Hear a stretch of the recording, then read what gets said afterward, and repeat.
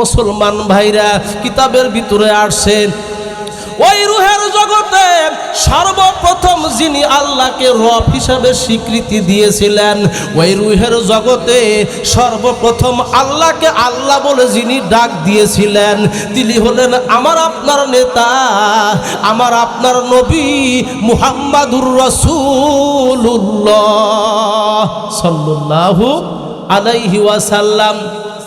ওখানে আমরা রবকে স্বীকার করে আসছি, কিন্তু দুনিয়ার বুকে আমরা রবকে ভুলে গেছি। দুনিয়াতে এসে আমরা রবের পরিচয় আমরা পাই নাই, ভুলে গেছি। কিন্তু আমরা দুনিয়াতে আইসা রবের পরিচয় পাইছি। জোরে কোন ঠিক কিনা? মানুষ বর্তমান রবের চাইতে রবকে বেশি ভয় পায়। জোরে কোন ঠিক কিনা? ও মুসলমান ভাইরা, আল্লাহ তাআলা বলেন আমি মানব জাতিকে, জিন জাতিকে একমাত্র আমার ইবাদত করার জন্য সৃষ্টি করেছি। ও মুসলমান ভাইরা, কতদিন পর্যন্ত, কয়দিন আমরা আল্লাহর ইবাদত করব? 5 ওয়াক্ত নামাজ পড়ব নাকি শুধু জুমার দিন? ও মুসলমান ভাইরা, আল্লাহ বলেছেন তোমরা ইবাদত করো। কতদিন পর্যন্ত ইবাদত করব?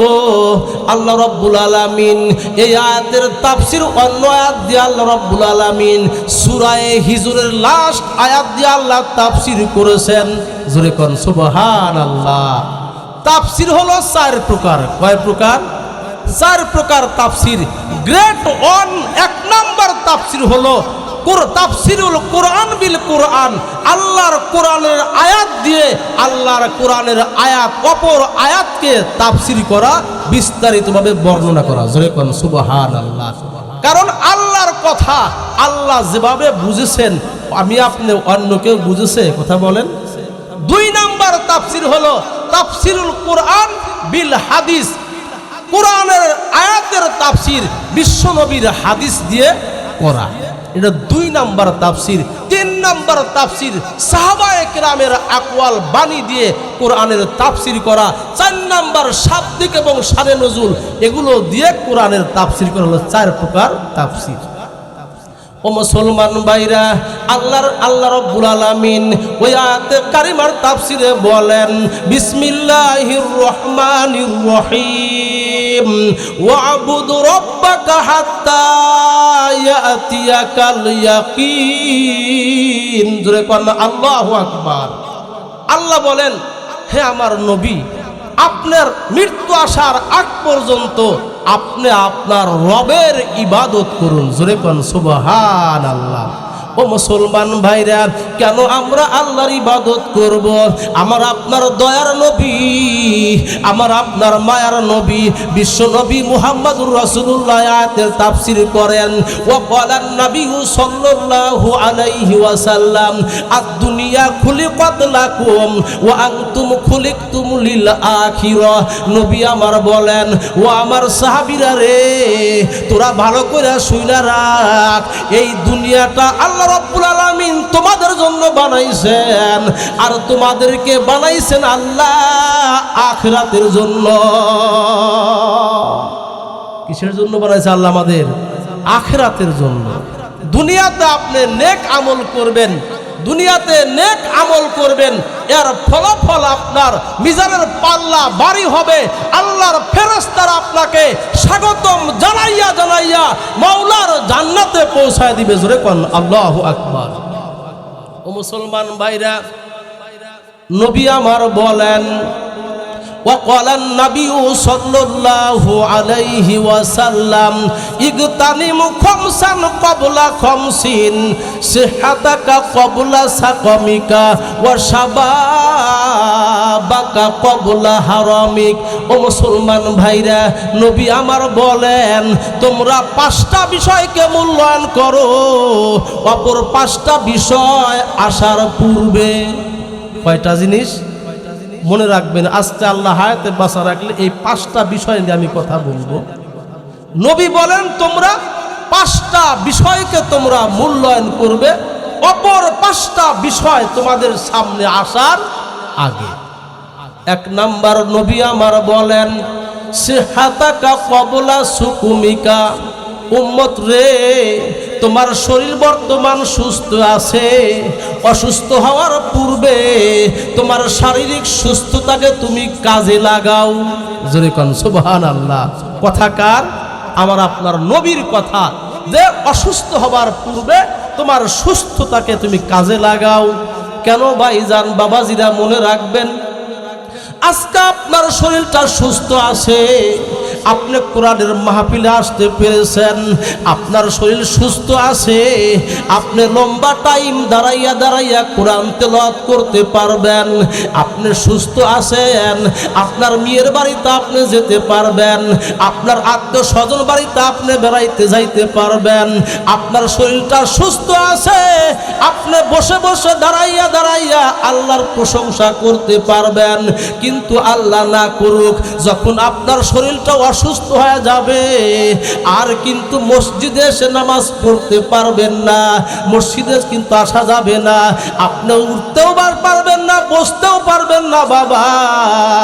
এই জন্য অসুস্থ হওয়ার আগে সুস্থতাকে কাজে লাগাতে হবে। এ কথা বলেছেন আমার নবী মুহাম্মাদুর রাসূলুল্লাহ সাল্লাল্লাহু আলাইহি ওয়াসাল্লাম। মুসলমান ভাইরা, আপনারা জানেন একজন পয়গম্বর, একজন রসুল ছিলেন, নাম হলো মুসা কালিমুল্লাহ। নাম শুনছেন তো অবশ্যই। মুসা আলাইহিস সালাতু ওয়াস সালাম এমন একজন পয়গম্বর রসুল ছিলেন, যিনি জিব্রাইল আমিন এর মাধ্যম ছাড়া, ভায়া মিডিয়া ছাড়া সরাসরি তুর পর্বতে দাঁড়ায়া আল্লাহকে আল্লাহ বলে ডাক দিলে আল্লাহ শুনতেন। জোরে কোন সুবহানাল্লাহ। তুর পর্বতে মুসা নবী ডাইরেক্ট আল্লাহর সাথে কথা বলেছে। গুফতে মুসা বা খোদা দর কুহে তুর, গুফতে মুসা বা খোদা দর কুহে তুর, গুফতে মুহাম্মদ বা খোদা দর আরশে নূর, গুফতে মুহাম্মদ বা খোদা দর আরশে নূর। ও মুসলমান ভাইরা, মুসা আলাইহিস সালাতু ওয়াস সালাম তুর পর্বতে দাঁড়াইয়া আল্লাহকে আল্লাহ বলে ডাক দিতেন, আল্লাহর সাথে মুহাব্বতের আলোচনা করতেন। ও মুসলমান ভাইরা, আমার আপনার দয়ার নবী, আমার আপনার মায়ার নবী, বিশ্ব নবী মুহাম্মাদুর রাসূলুল্লাহ সাল্লাল্লাহু আলাইহি ওয়াসাল্লাম দুনিয়ার বুকে তুর পর্বতে নয়, আমার নবী আল্লাহ রাব্বুল আলামিন নবীকে দাওয়াত দিয়ে আল্লাহ রাব্বুল আলামিন আল্লাহর সাথে সাক্ষাৎ করেছেন আমার নবী আরশে আজিমে। জোরে কোন ঠিক কিনা? তুর পর্বতের দাম বেশি না আল্লাহর আরশের দাম বেশি? কথা বলেন। আল্লাহর আরশের দাম বেশি। ও মুসলমান ভাইরা, এই মাসটা আরবি মাস, এই মাসটার নাম হলো রজব মাস। এই রজব মাসের 26শে দিবাগত রাত্রিতে আল্লাহ তাআলা আমার আপনার নবীকে রাত্রের কিছু অংশের সময়ের মধ্যে আমার আপনার নবীকে মসজিদে হারাম থেকে নিয়ে মসজিদে আকসা, ওখান থেকে প্রথম আসমান, দ্বিতীয় আসমান, পর্যায়ক্রমে সপ্তম আসমান ভেদ করে সরাসরি আল্লাহর আরশে গিয়ে আল্লাহর সাথে সাক্ষাৎ করেছেন। জোরে কোন আল্লাহু আকবার।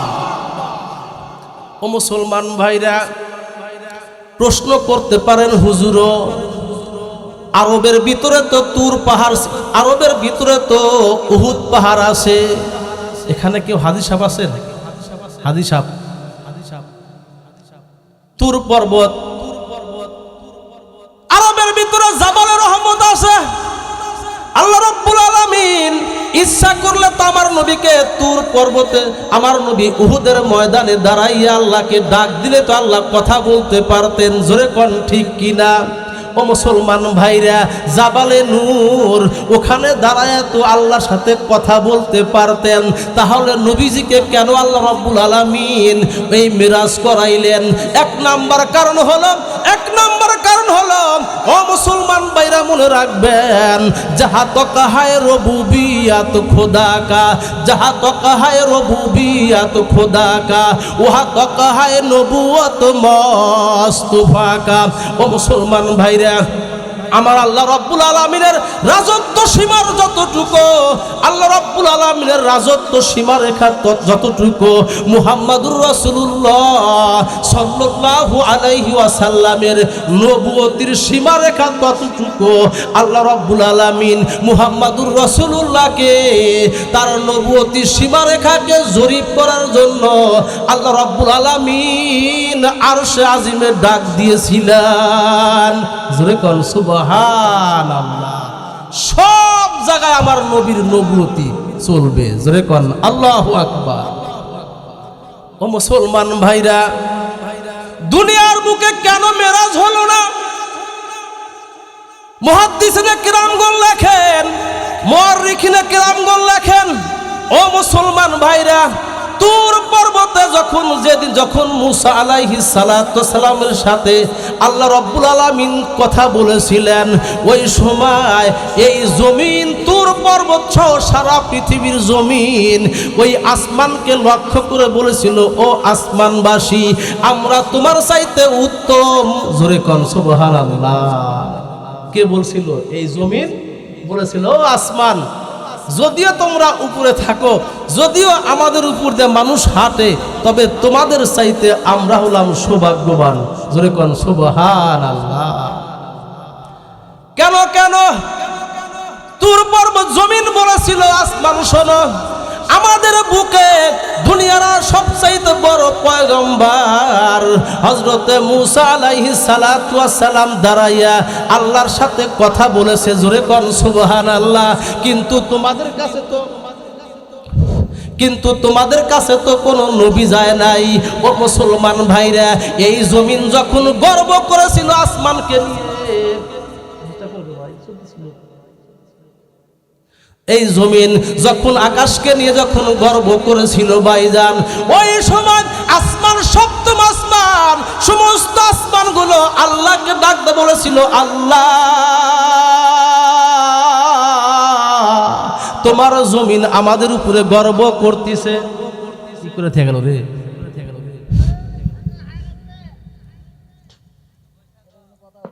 এতক্ষণ তোর শিখি চলছে।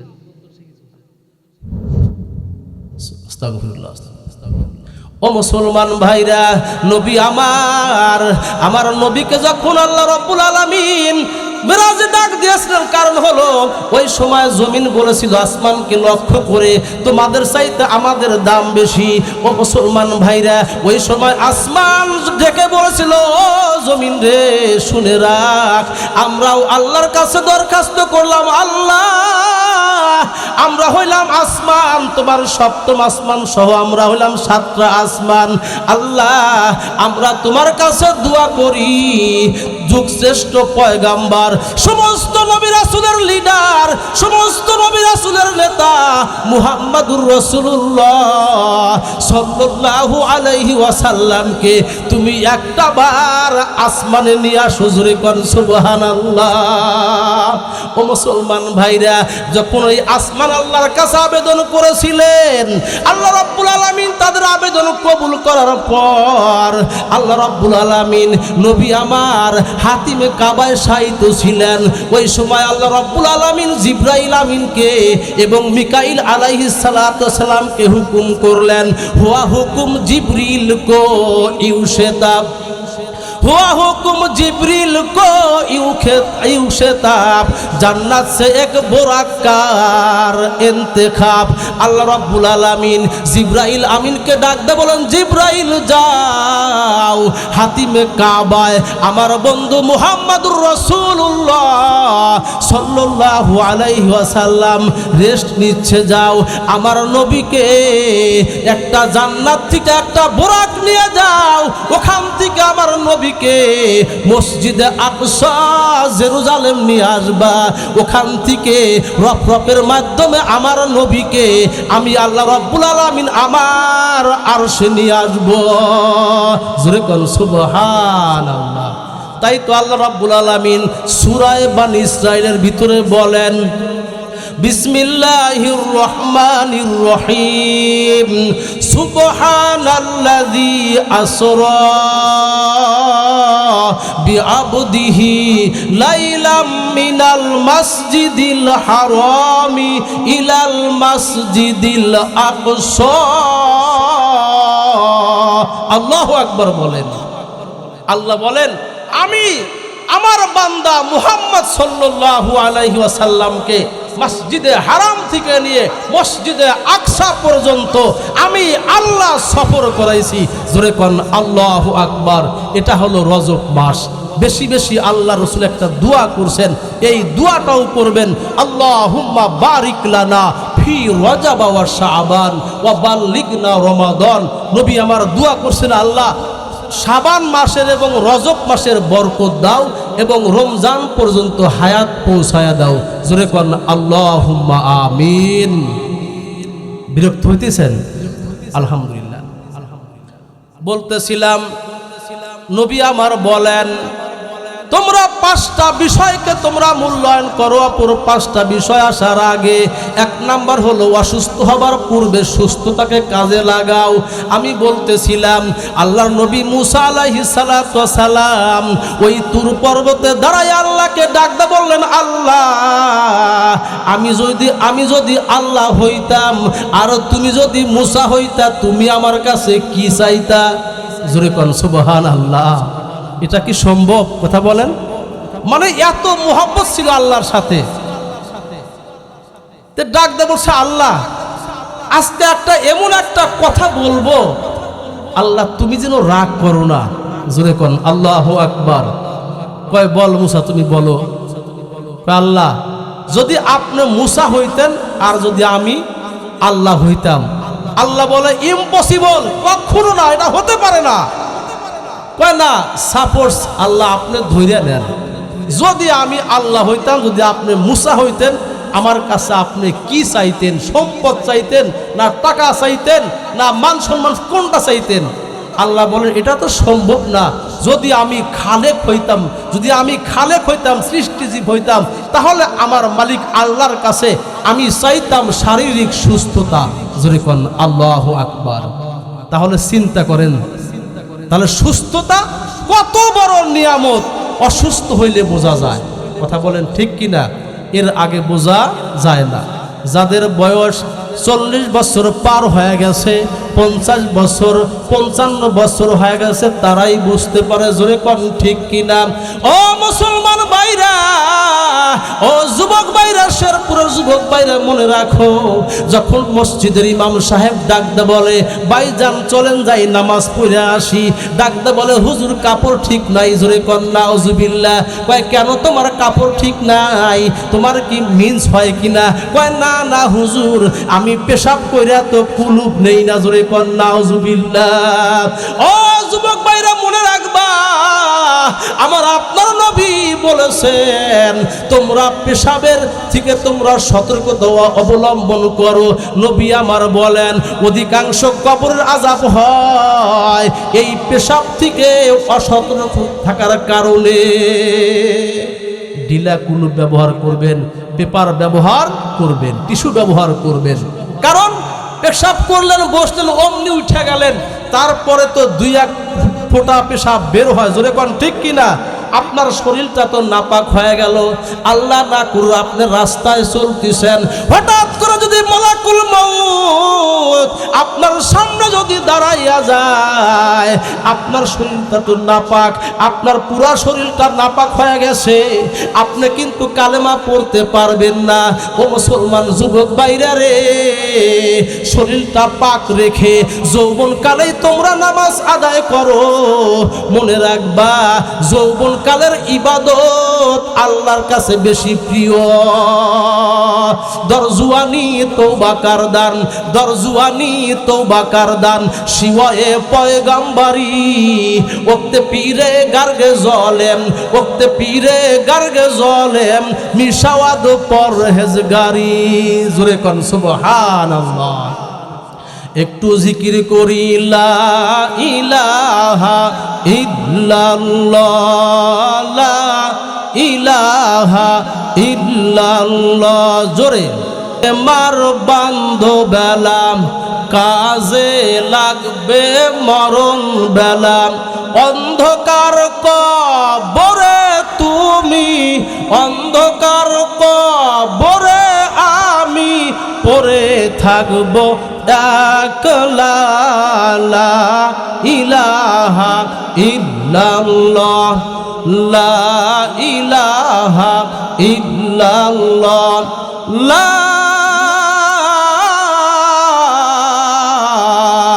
ইলাহা ইল্লাল্লাহু মুহাম্মাদুর রাসূলুল্লাহ সাল্লাল্লাহু আলাইহি ওয়াসাল্লাম। ও মুসলমান ভাইরা, নবী আমার 2 নম্বরে বলেন ওয়াশাবাবাকা ক্বাবলা হারামিক। নবী আমার বলেন তোমরা যৌবনকালকে মূল্যায়ন করো বার্ধক্য আসার পূর্বে। কথা কার বাবা? নবীজির কথা, যে তোমরা যৌবনকালকে তোমরা মূল্যায়ন করো বার্ধক্য হওয়ার পূর্বে। তোমার আজকে যৌবন শক্তি আছে, তোমার শারীরিক দুর্বলতা নাই, তুমি বেশি বেশি ইবাদত করো। এটা হলো আল্লাহর নবীর কথা। ও মুসলমান ভাইরা, কিতাবের ভিতরে লেখেন 16 বছরের একটা যুবক, 16 বছরের যুবক ছোট্ট কাল থেকে 9 বছর বয়স থেকেই মাথায় টুপি, তার গায়ে পাঞ্জাবি জুব্বা পরে সব সময় মসজিদে যায়। ও মুসলমান ভাইরা, মা বাবা খুশি। এক পর্যায়ে দেখা গেল এই 16 বছর বয়সের যুবকটা সব সময় মাথায় টুপি রাখে, গায়ের ভিতরে পাঞ্জাবি, মাঝে মধ্যে গ্রামের কবরস্থানে যায়। কোথায় যায়? গ্রামের কবরস্থানে যায়। যাওয়ার পরে কবরবাসীদেরকে সালাম দেয়। জোরে কোন সুবহানাল্লাহ। আপনারা কি সালাম দেন? দিয়েন। আপনাদের এই মান্দাইল গ্রামের কবরস্থান কোন পাশে? এই পাশে, রাস্তার ধারে। যাক আলহামদুলিল্লাহ। আজকের মাহফিল থেকে অন্ততই একটা আমল করবেন কারা, যে যেখানেই যান কবরস্থানের সামনে দিয়ে যাবেন, যদি কিছু নাও পড়েন অন্তত সালাম দিবেন, আসসালামু আলাইকুম ইয়া আহলাল কুবুর। কারা কারা দিবেন একটা আমলটা করবেন। লিল্লাহি তাকবীর, লিল্লাহি তাকবীর। আল কোরআনের আলো, আল কোরআনের আলো। মাশাআল্লাহ। এলার্ট বলতেছিলাম কেন সালাম দিবেন, এটা তো রাসূলের সুন্নাত।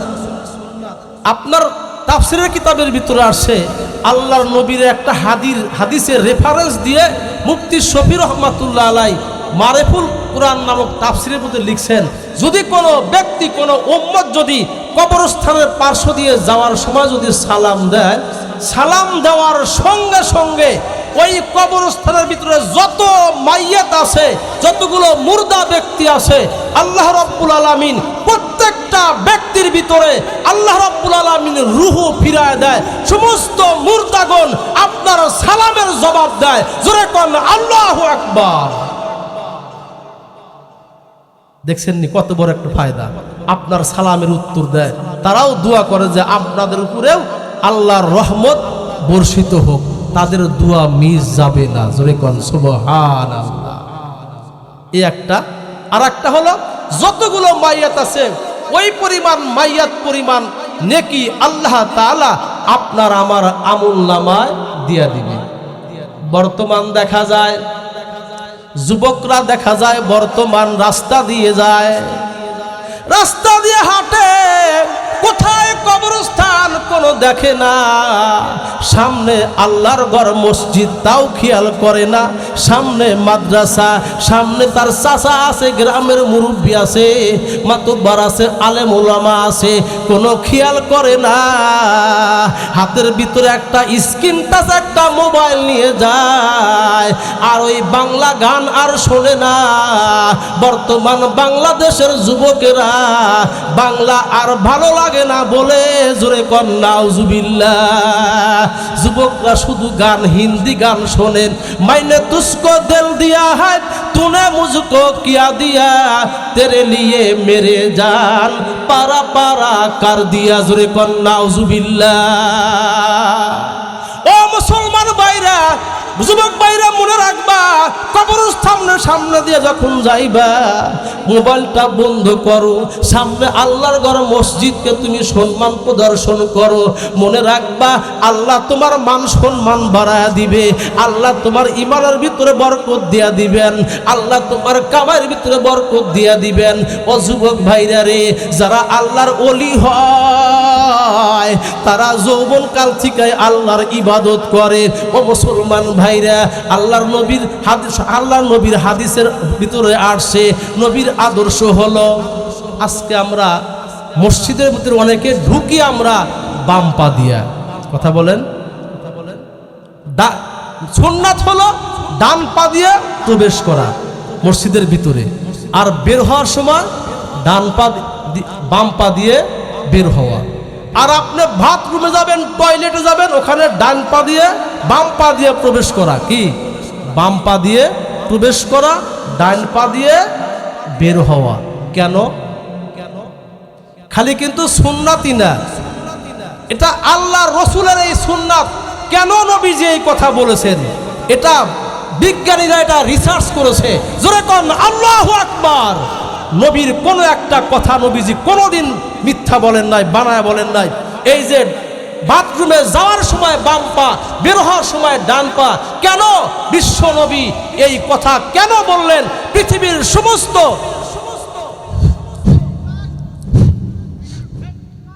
ঘুমাইতেছে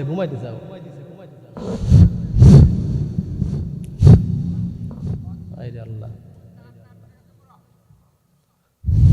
কি ওয়াজ করা যায় কোন? তো যখন একটু এলা তাল ওঠে, বয়ানটা ওঠার, তখন এই ডিস্টার্ব।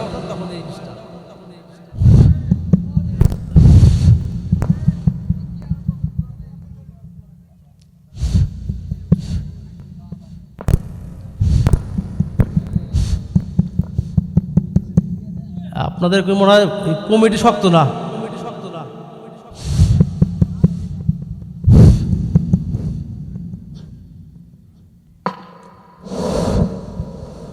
এমন অপারেটর হইলে কি ওয়াজ করা যায়?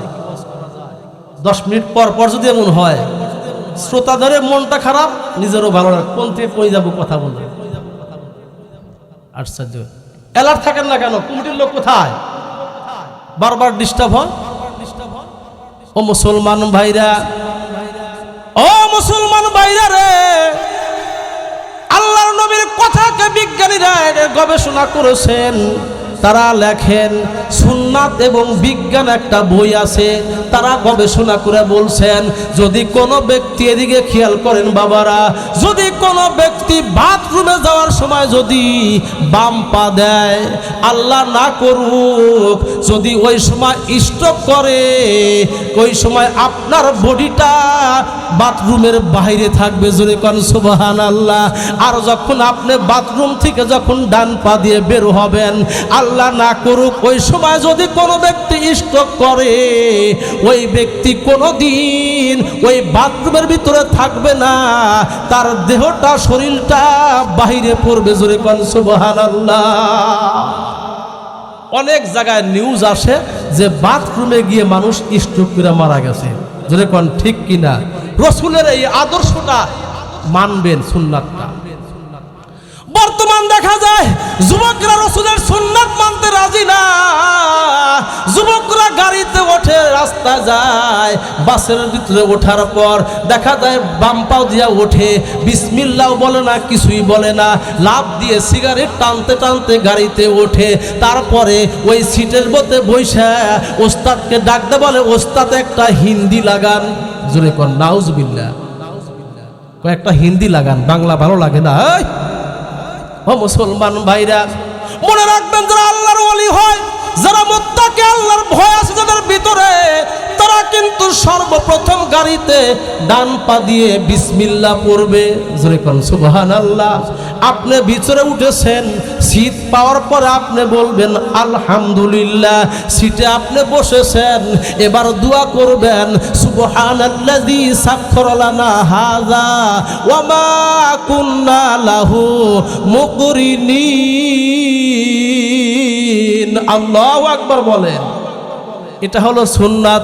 তা বাদ দিয়ে যুবকরা গান বাজায়, মোবাইল ইয়ারফোন কানের ভিতরে দিয়ে গান শুনতে শুনতে চলছে। বাবা মনে রাখবেন, আমি যেই গাড়িটাতে চড়েছি এই গাড়ির নিয়ন্ত্রণ কিন্তু যে কোনো সময় হারা যাইতে পারে। জোরে কোন ঠিক কিনা ও মুসলমান ভাইরা?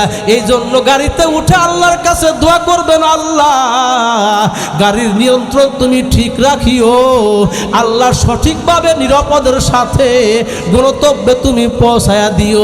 তারা বাদ দিয়ে কানের ভিতরে ইয়ারফোন দিয়ে যুবকরা গান শুনতে শুনতে গাড়ির ভিতরে ওঠে। দেখা যায় এই সময় যদি গাড়িটা অ্যাক্সিডেন্ট হয়ে যায় ভাইজান, মনে রাখবেন আপনার মৃত্যু কিন্তু ইমানি হালাতে হতে পারে না, হবে কশিন কালেও না।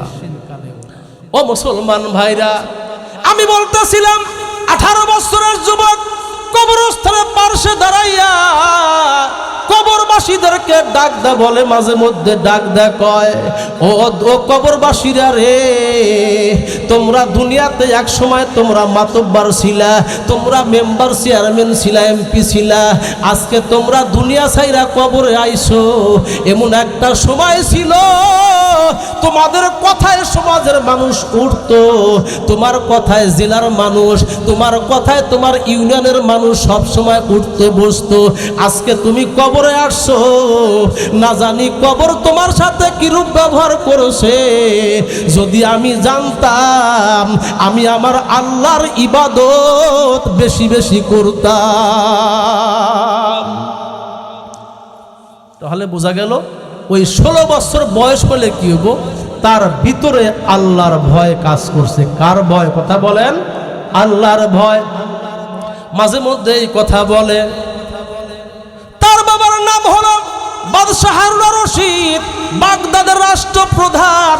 একদিন অধিবেশন চলছে ভাই, হঠাৎ করে তার সন্তান রাজপুত্র ওই পাঞ্জাবি পরে মাথায় একটা পাগড়ি বাইদা ওই রাজদরবারে আসার পর একজন এমপি আর একজন এমপিকে ডাক দেয় কয়, একজন মন্ত্রী আর একজনকে আস্তে আস্তে ডাক দেয় কয়, এই যে বাদশাহ খলিফা রশিদের সন্তান, এর কারণে খলিফার মানহানি হবে, এর কারণে খলিফার মান সম্মান থাকবে না। জোরে কন নাউজুবিল্লাহ। মানে তাদের দৃষ্টিতে অপরাধ কি? টুপি দিছে মাথায়, কি মাথায় টুপি দিছে, গায়ে পাঞ্জাবি পরছে, এটাই হলো অপরাধ। মানে হ্যান্ডসাম থাকবো, আপনার এই যে সুপারি গাছ পরবো নাকি, যে কি কয় স্কিনের প্যান্ট টাইট ওগুলা পরবো, তাহলে ভালো। দেখা যায় এক অধিবেশন, 2 অধিবেশন পার হয়ে যায়, একজন আর একজনকে ডাক দেব কয়। এই কথা পর্যায়ক্রমে যখন বাদশার কর্ণকুহরে কানে পৌঁছে গেল, একদিন সন্তানকে ডাক দেব বলছে, ও বাবা আব্দুল বসির, শুনে রাখো, তোমাকে আমি খুব ভালোবাসি, তুমি আমার সন্তান, তুমি হলো রাজপুত্র, তবে শুনে রাখো, তুমি কেন সব সময় পাঞ্জাবি টুপি পরে থাকো? এ অবস্থায় তো থাকা যায় না। মনে রাখো, আমার আব্বা দুনিয়ার থেকে চলে গেছে, আব্বা দুনিয়ার থেকে যাবার পর এই বাগদাদের ক্ষমতার চেয়ারে আমি বসেছি। এমন একটা সময় আসবে আমি হারুন রশিদ দুনিয়াতে থাকবো না, এই ক্ষমতার চেয়ারে বসে তোমাকে মানুষকে দিক নির্দেশনা দিতে হবে। যদি তুমি এই অবস্থায় চলতে থাকো, দুনিয়ার কোনো মানুষ, বাগদাদের কোনো মানুষ তোমাকে মানবে না। জোরে কোন নাউজুবিল্লাহ। ও মুসলমান ভাইরা, কিতাবের ভিতরে লেখেন এবার ডাকতে বলে আব্বা আপনি বলেন কি বলতে চান একটু বলেন। কয় বাবা শোনো, আমি হইলাম তোমার বাবা, তুমি আমার জন্মদাতা, আমার সন্তান, তুমি হলো আমার সন্তান। তবে তুমি সব সময় প্যান্ট শার্ট পরে থাকবা, রাজ দরবারে রাজপুত্রের মতো থাকবা।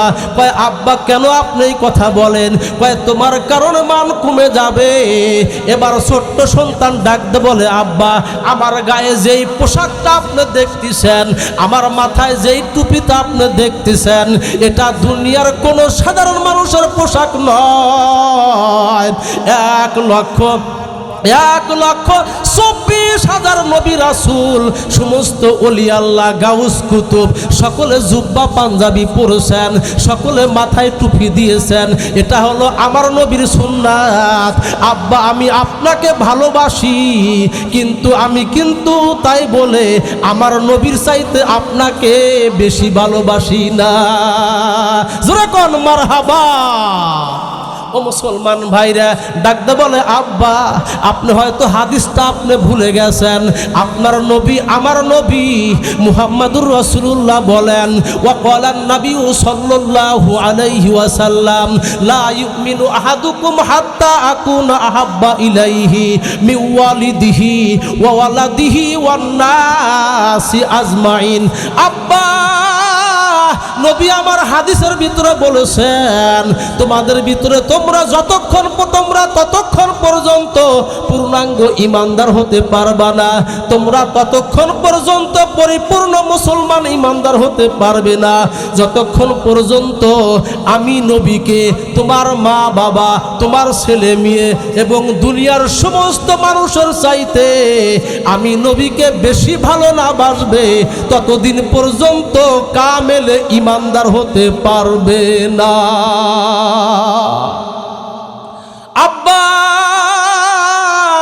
আপনি যতই বলেন না কেন আমি এই পোশাক কোনোদিন আমি ছাড়বো না। জোরে কোন সুবহানাল্লাহ।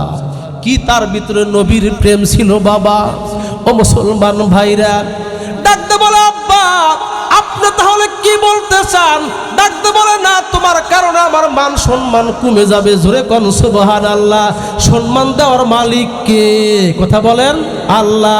সম্মান ছিনিয়ে নেওয়ার মালিক হলো আল্লাহ।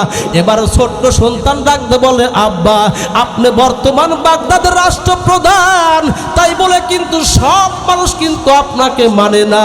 বাগদাদে এমন কতগুলো মানুষ আছে, এমন একটা দল আছে যেই দলের নাম হলো বিরোধী দল।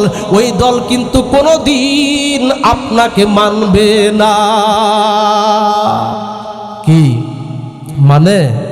যতই ক্ষমতার বাহাদুরি দেখান, যতই আপনি চতুর্দিকে আপনি বান্ধা দেন, কিচ্ছু কুলায় না।